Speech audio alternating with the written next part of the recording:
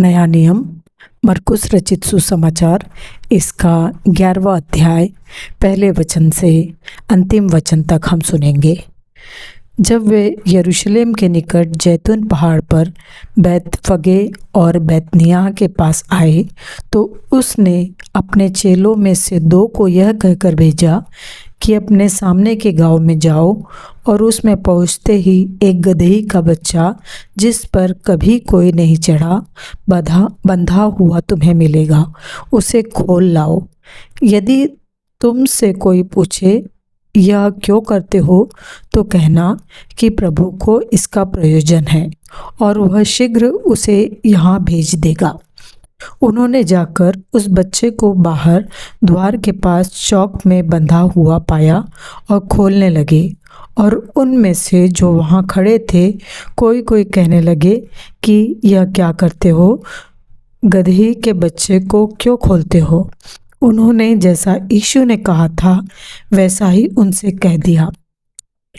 तब उन्होंने उन्हें जाने दिया और उन्होंने बच्चे को यीशु के पास लाकर उस पर अपने कपड़े डाले और वह उस पर बैठ गया।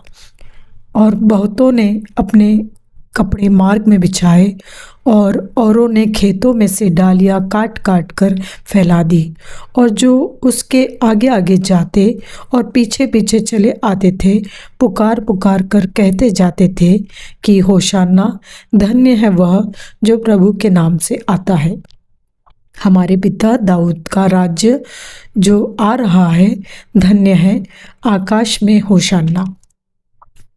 और वह यरूशलेम पहुंचकर मंदिर में आया और चारों ओर सब वस्तुओं को देखकर 12 के साथ बैतनिय्याह गया, क्योंकि सांझ हो गई थी। दूसरे दिन जब वे बैतनिय्याह से निकले तो उसको भूख लगी और वह दूर से अंजीर का एक हरा पेड़ देखकर निकट गया कि क्या जाने उसमें कुछ पाए, पर पत्तों को छोड़ कुछ न पाया, क्योंकि फल का समय न था। इस पर उसने उससे कहा, अब से कोई तेरा फल कभी न खाए। और उसके चेले सुन रहे थे। फिर वे यरूशलेम में आए और वह मंदिर में गया और वहाँ जो लेन देन कर रहे थे उन्हें बाहर निकालने लगा और सर्राफों के पीछे और कबूतर के बेचने वालों की चौकियाँ उलट दी। और मंदिर में से होकर किसी को बर्तन लेकर आने जाने न दिया। और उपदेश करके उनसे कहा, क्या यह नहीं लिखा है कि मेरा घर सब जातियों के लिए प्रार्थना का घर कहलाए? पर तुमने इसे डाकुओं की खो बना दी है। यह सुनकर महायाजक और शास्त्री उसके नाश करने का अवसर ढूंढने लगे, क्योंकि उससे डरते थे, इसलिए कि सब लोग उसके उपदेश से चकित होते थे। और प्रतिदिन सांझ होते ही वह नगर से बाहर जाया करता था। फिर भोर को जब वे उधर से जाते थे तो उन्होंने उस अंजीर के पेड़ को जड़ तक सूखा हुआ देखा। पतरस को वह बात स्मरण आई और उसने उससे कहा, हे रब्बी, देख, यह अंजीर का पेड़ जिसे तूने श्राप दिया था सूख गया है। यीशु ने उसको उत्तर दिया कि परमेश्वर पर विश्वास रखो। मैं तुमसे सच कहता हूँ कि जो कोई इस पहाड़ से कहे कि तू उखड़ जा और समुद्र में जा पड़ और अपने मन में संदेह न करे वरन प्रतीति करे कि जो कहता हूँ वह हो जाएगा, तो उसके लिए वही होगा। इसलिए मैं तुमसे कहता हूँ कि जो कुछ तुम प्रार्थना करके मांगो तो प्रतीति कर लो कि तुम्हें मिल गया और तुम्हारे लिए हो जाएगा।